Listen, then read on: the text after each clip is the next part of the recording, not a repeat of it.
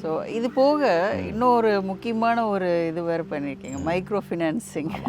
அதாவது இது மாதிரி ஒரு புதுமை நான் கேள்விப்பட்டதே இல்லை. அது என்னன்னு கேட்டிங்கன்னா, இப்போ எங்கள் பப்ளிக்ஸ் வந்து நான் நிறைய யோசனை பண்ணுவேன். என்னுடைய வாழ்க்கையில் என்னென்னலாம் போகுது, என்னென்னலாம் பண்ண முடியும், என்னென்னலாம் அவனுடைய வாழ்க்கை தரத்தை முன்னேற்ற முடியும், எதெல்லாம் சஃபர் ஆகிறான், இவனுடைய ஏர்னிங் எங்கெங்கெல்லாம் போகுது, எங்கெங்கெல்லாம் டெபிசிட் ஆகுது, எங்கெங்கெல்லாம் வெளியில் இதெல்லாம் பிளான் பண்ணி பார்த்தா கந்து வெட்டி கொடுக்குற பணம் தான் எக்கச்சக்கமாக போகுது. 5 ரூபா வட்டி 10 ரூபா வட்டிக்கு பணத்தை வாங்கிட்டு இவன் வாங்குற சம்பளம் அனைத்துமே இந்த கந்து வெட்டி கொடுத்து போட்டு அப்புறம் வீட்டில் சாப்பாட்டுக்கு இல்லை, குழந்தைக்கு படிக்க வைக்க முடியல, இந்த மாதிரி பற்றாக்குறையெல்லாம் நிறைய வருதுங்க. அப்போ நாங்கள் ஒரு பிளான் பண்ணிவிட்டு வச்சுருந்த ஒரு மைக்ரோ ஃபைனான்ஸ் ஸ்டார்ட் பண்ணலான்ட்டு. அதில் தான் என்ன ஆயிடுச்சுன்னு கேட்டிங்கன்னா, நம்ம சிஎம் வந்து அப்போ டெப்டி சிஎம் 2006 டெப்டி சிஎம் அவர் முதல் வந்து பார்த்த பஞ்சாயத்து நம்மளுது தான். வந்து பார்த்துட்டு 1 மணி நேரத்தில் போகிறவர் 4 மணி நேரம் இருந்தார்.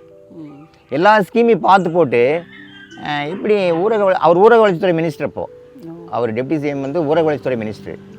அப்புறம் அவர் நம்ம ஊரக வளர்ச்சித்துறை இதெல்லாம் பண்ணியிருக்கீங்களே, எப்படி உங்களுக்கு சாத்தியக்கூறுன்னு கேட்டார். நான் ஒரே வார்த்தை சொல்லிட்டு, வித்தவுட் எனி கரப்ஷன்.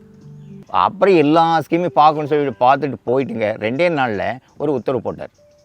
அதாவது தமிழ்நாட்டில் 12,600 பஞ்சாயத்து தலைவர்களும் ஓடுந்தறி ஊராட்சி பார்வை செய்யப்பட வேண்டும், அதற்கான செலவுகள் அனைத்தும் அரசு ஏற்குன்னு போட்டு, எனக்கு செவ்வாய்க்கிழமை 60 பஞ்சாயத்து தலைவர் வந்துடுவாங்க.